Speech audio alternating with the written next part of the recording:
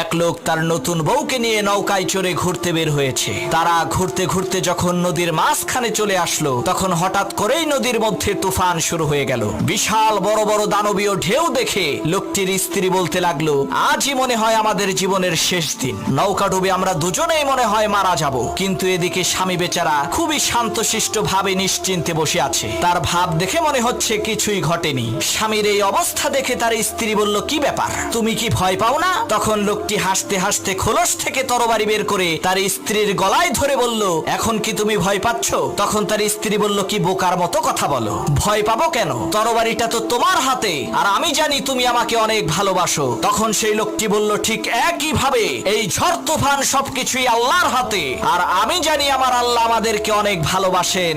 আমার এই তরবারির নিচে তুমি যেমন নিরাপদ, ঠিক একই ভাবে মহান আল্লাহ তাআলার দেওয়া এই ঝড় তুফানের মাঝেও আমরা তেমনি নিরাপদ।